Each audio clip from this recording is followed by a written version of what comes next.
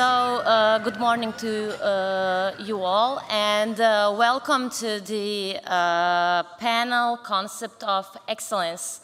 Hope you are all well rested, and today we are talking with the great chefs, Paul Ivic, Leonardo Fonseca, and Jeffrey Vela. Please greet with a great applause.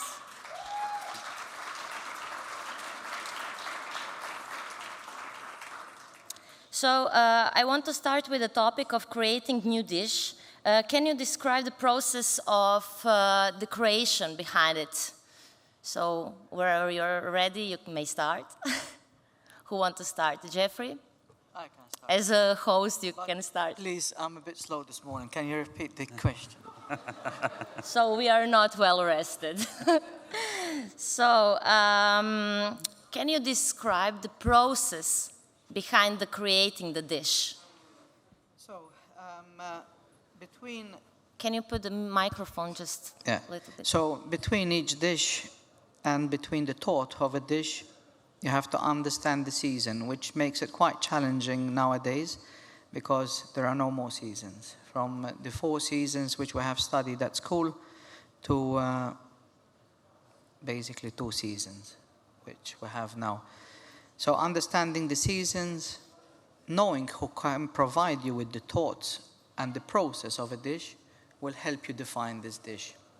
So nowadays it's a bit more challenging into defining these things if you do not understand how the climate is changing.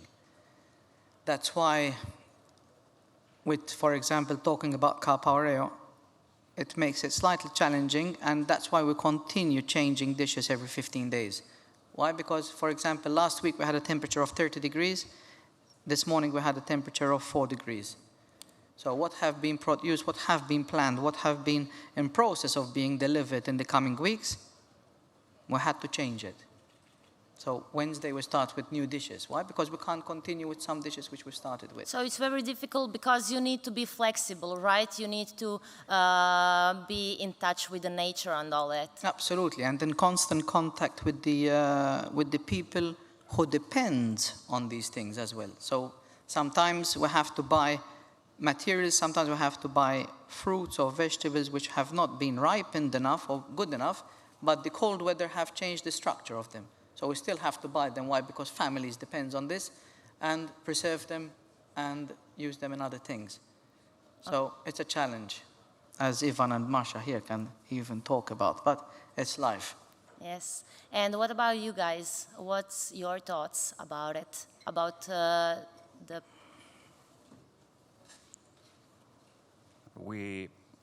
So it's good. Good morning. So we start a year in advance, because we talk with our farmers, what they want to grow. We make a research for new seeds, and this is the time we also think about what we want to do next year. And we do it always as a team, because cooking is not a one-man show. We have a great team, great people, and we just think about how we can showcase this product on the best way. And like Jeffrey says, it's sometimes we struggle with the nature because we know all the influence of the weather, but it's always interesting to be flexible, and with the experience you collect in all the years, it's most easier. But is it possible to make such a good plan a year in advance? Because as you said, and Jeffrey said, that you need to be flexible, hear the nature, be in synergy with it. So can you make a good plan a year in advance? You can make almost a good plan. So for us it's important to make a plan, because we don't buy a lot of products from outside our country, because 80% of our ingredients comes from local producers, and so you have to work very close with them and you have to make a plan. if something runs out of season, we don't buy it from far away. So you need a plan, but also a good kind of flexibility. But I think if you're a chef with experience, you have to be flexible. But also, when you work with farmers, you have to give them the safety and the confidence that you buy all the products. And so you have to make a plan, because we need per year, just for example, 3 or 4 tons of celery. This is just one ingredient. And so you have to make plans. Okay. If you buy the ingredients in big companies who do not care where it comes from, it's very easy. But we don't like to work this way. Okay, and Leo, once you told me that emotions are very important to you while you making your new dishes. Can you tell me more about it? Yeah, I personally believe and share definitely the part of the seasonality, although I come from a country which doesn't have the seasons so clear like in Europe is, in Colombia, the climate in Bogota and in the coast is completely different, and therefore the kind of ingredients that you find are completely different. So let's say you can find mango, all year, corn all year. So in that way, I think that emotions somehow start to play a bigger role, what kind of emotions, of course, you want to express throughout your food, happiness, sadness, melancholic moments, excitement, gratitude. Of course, personally, I don't want to express, sadness, or something melancholic. I don't want to put someone to cry, with my food. Perhaps I would like them to cry of happiness or, to produce a big smile. And these are actually the kind of emotions that I like to express through my food.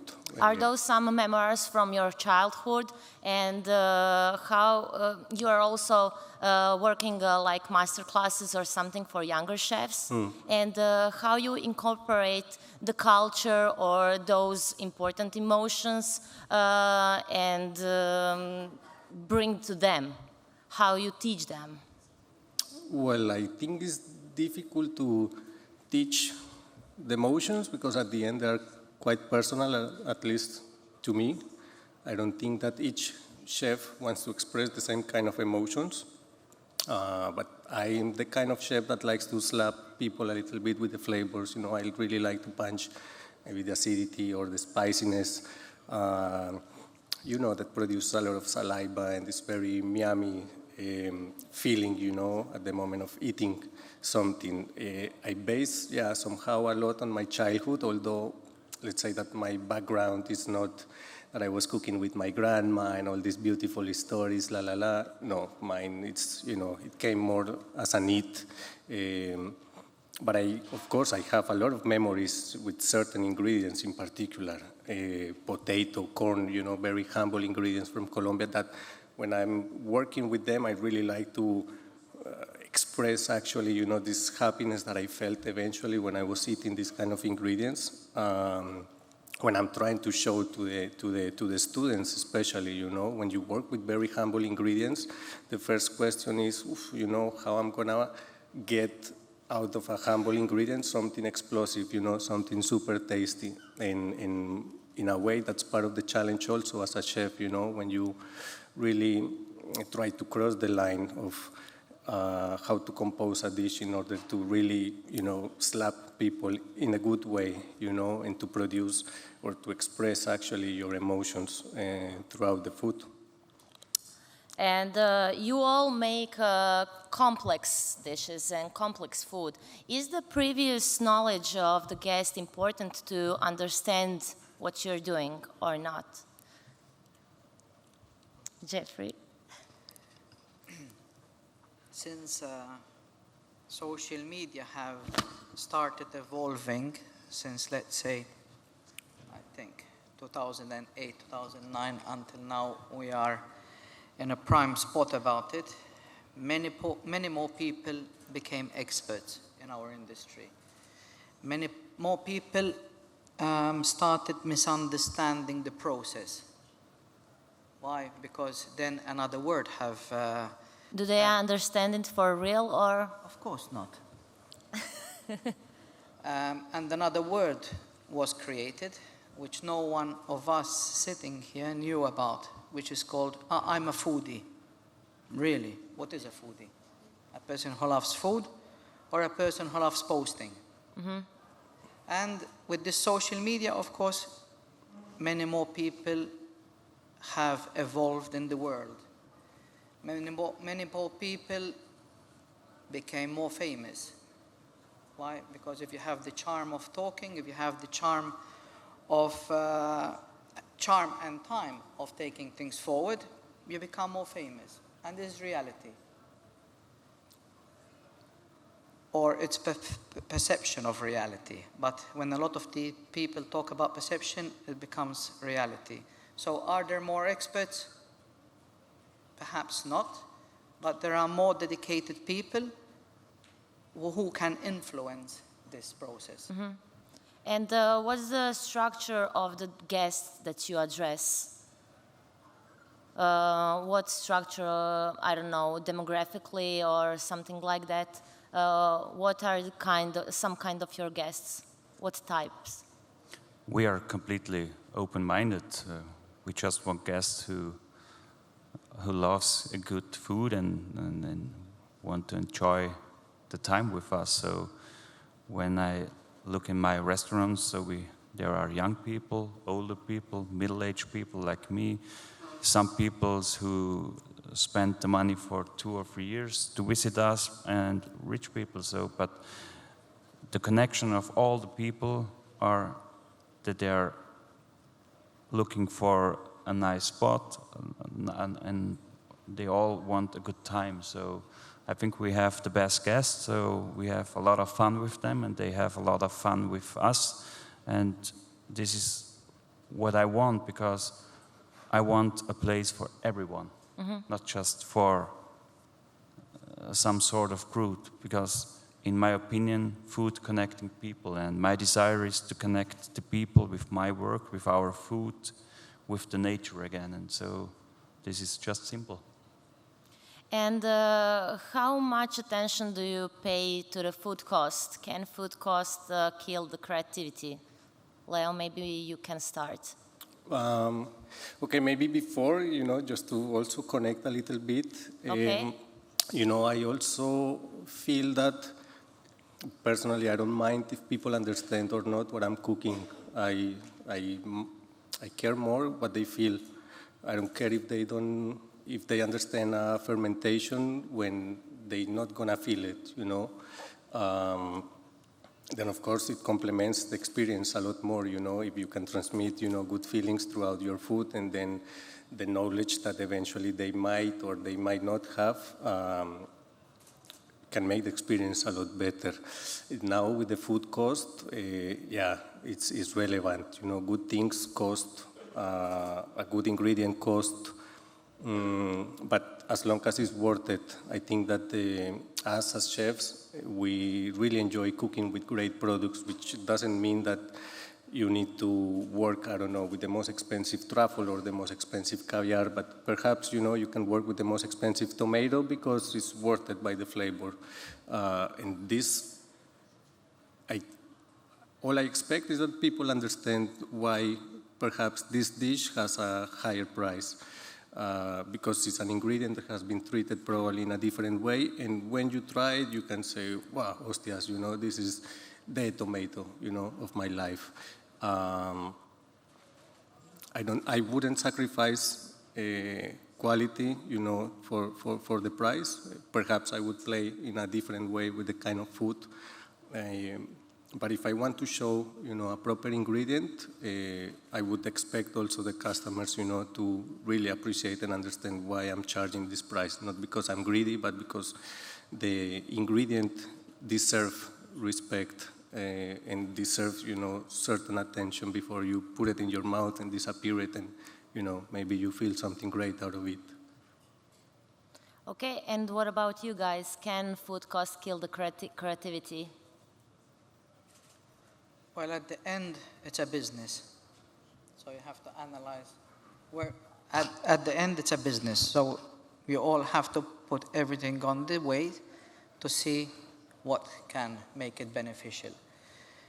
But we all make budgets and we all make cost calculations at a certain point in time and in a certain time of the year. So basically, you have a balance of where you shall be.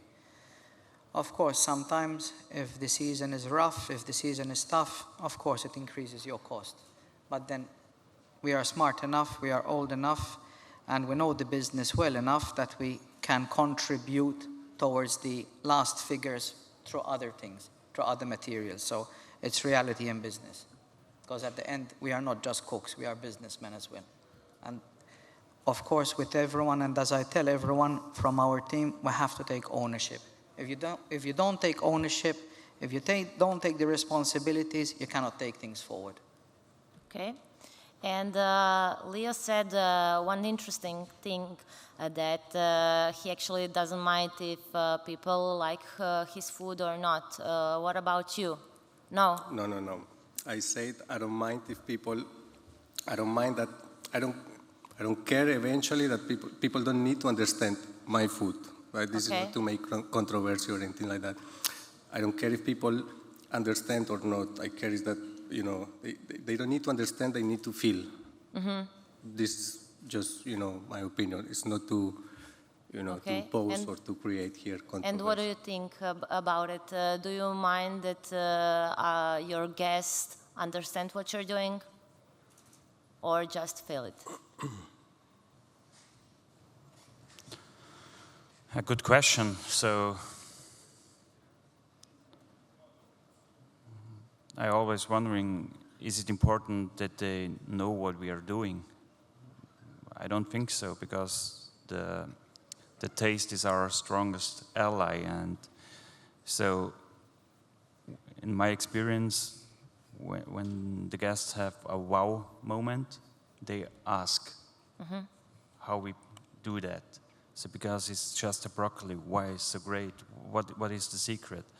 And this is the part when my team in the service explain them that we work very close with farmers, we do a lot of research, and so I think the guests understand that we put much effort in the way what we are doing, and so it's an exchange, and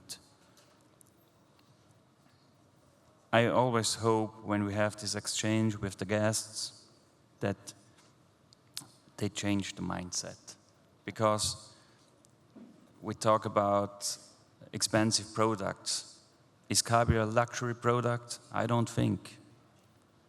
For me, the luxury products are products who are not filled up with pesticides, herbicides, or when we talk about meat with antibiotics or hormones, because these are all poisoned stuff and they're not luxury products. So luxury products are, for me, ingredients without all the drugs. And so this took a lot of attentions as a chef, because there are not so much companies who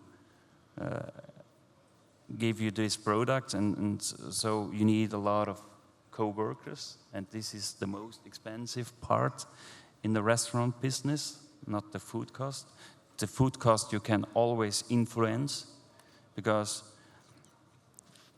you have to figure out what you are able to make or to prepare with these ingredients. I know a lot of chefs, they buy the most expensive products, and a lot of these products goes into the trash. So a lot of money goes in the trash. So you can buy expensive products, but you have to avoid food waste. And so you get a real good balance. Like Jeffrey said, we are in a business and we have to, with all the romantic way, it's economy way. So now you mentioned a very important topic about a food waste. How much do you pay attention to it in your cuisine? Maybe Jeffrey. Well, it's one of the key factors of success towards sustainability. So a lot of our dishes are dishes, even if it's a broccoli or even if it's a cauliflower, we try and use everything from what comes in. From the leaves to the stalk to the florets to everything. We try and see purposes and relations to what we can deliver. Why? Because it's very important, not just for us, not for the cost, because the cost we can influence with other things and pieces, but for the reality of life of what we are facing. And education, of course, starts from home, but not everyone has the privilege of this. So we have to take the responsibility, us who are leading teams in our kitchens, we have to lead by example of how we can utilize the process. And how much do you want to subordinate your vision to compromises? Because the guests nowadays have more wishes, intolerances, allergies, so you need to be more flexible to that. How do you manage that? Are you open to it, to make changes in your dishes, a la carte, degustational menus or something like that? Of course. It's unfortunately. Why? Because some people do it because it's a trend. I'm not a believer in trends. Yes. Why? Because a trend is something which have a short lifespan. So you do it, it's either because it's changing your life. Because in that way you put so much pressure on the kitchen, right? Well, To satisfy all the wishes. We do have a timeline, for example, in our restaurants that we need to be advised on allergens, on tolerances and stuff like that. But, at the end, we're in the hospitality business where I force people that no is not the answer. So how can we make people happy and understand the process? So it's not a trend at the end. We make it as part of our daily journey. Okay, and Leo and Paul, how you manage that in your kitchen? I agree. I mean, one thing is an allergy, perhaps an intolerance, and another is just to be, trendy, picky, perhaps, Because you need to make a lot of changes. It's with the respect, but okay, it's not a bad word, but it's a pain in the ass to be adapting to people that it's just actually telling you eventually what they like, what they don't like. It's not that, okay, I'm a very big fan of coriander, for example, and I know that coriander has, 50-50. You like it or you don't, but when a person maybe comes, to your kitchen and says, can you change this for that? Can you change this for that? Because I don't like coriander or I don't like chickpea, I don't know. Just an example is like, it would be nice perhaps that the customers, they appreciate a lot more the effort that us as cooks we are doing. We spend, not just hours, but also some time, trying to understand how to compose a dish, like to eventually have to go to a table and have to deal with these kind of things. I don't think that you go to a gallery and you ask the painter, can you change please the green for the blue, just because the green is disturbing me a little bit. You don't do that, right? I don't compare myself with a painter, but we spend a lot of time, we have to eat a lot of poop in our careers, in order to be eventually where we are and to be, confident enough to compose a dish, And do you feel pressure of constant expectation to be creative, original, and all that? How you deal with it? That's your turn. Paul, Jeffrey? Well, being original, it's a structure in life. It's like style. You cannot buy style in a shop. It's either you have it or you don't have it. There are many people who think that they're original, but if you look at the structure of things, you can see the misbalance of flavors or the misbalance of regions into their food. But do you have maybe a lack of inspiration or something like that? No. Lack Will of do. inspiration, I wouldn't think that we would be sitting here, the three of us, if we have that. You can't have lack of inspiration. Of course, you have the moment where you stay thinking, what can I do with this, or where should I get this dish complete? But where I live, it's quite easy. I live in Marugini. So you go outside in the countryside and you see the nature, and it inspires you. And Paul, what inspires you of creating your dishes? What inspires me is the nature, other chefs, my team. So, and the question before, I think, if you do something you believe in, it's never a pressure, it's a passion. And the pressure in our industry, I think, is always to survive economically. Because creativity, we have such a great team, and I think I can speak for all the people here.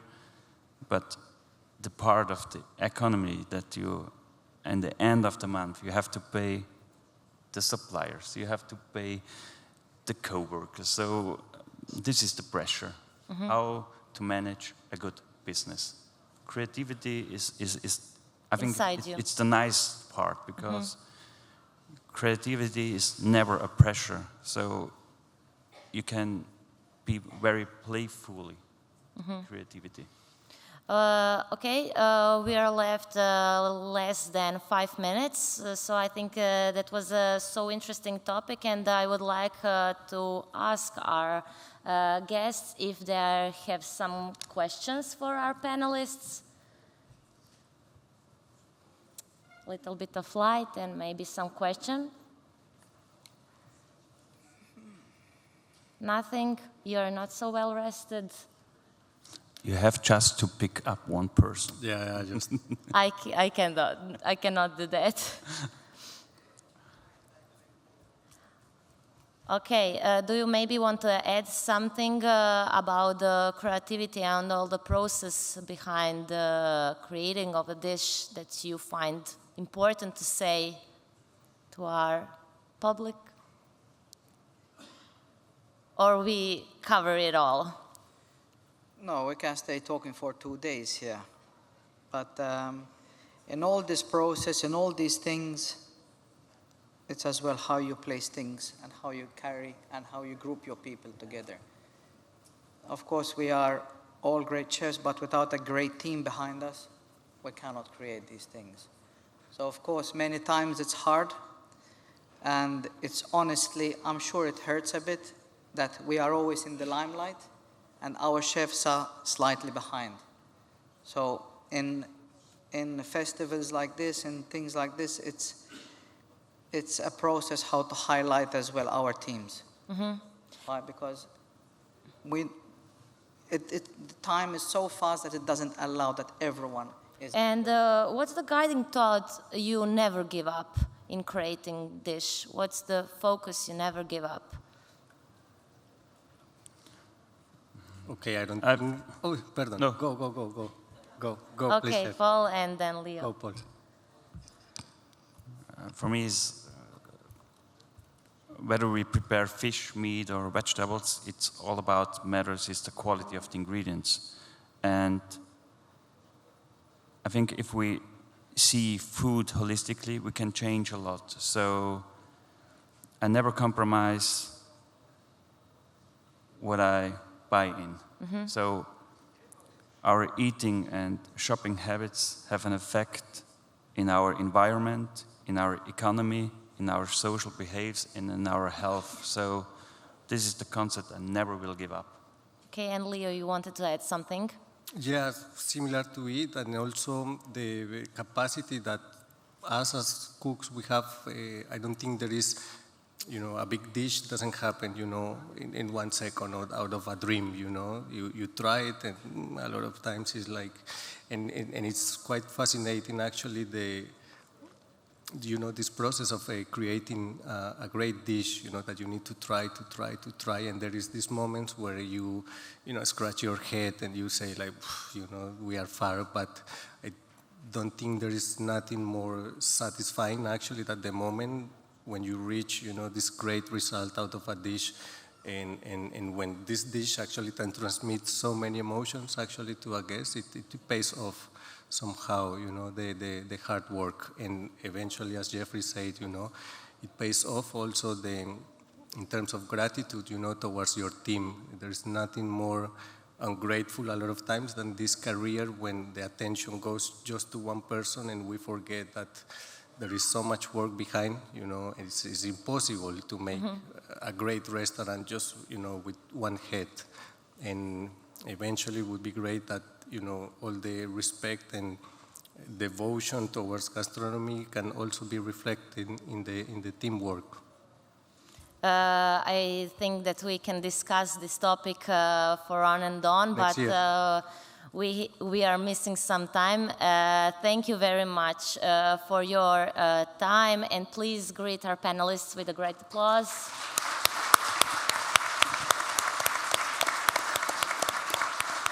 Thank you.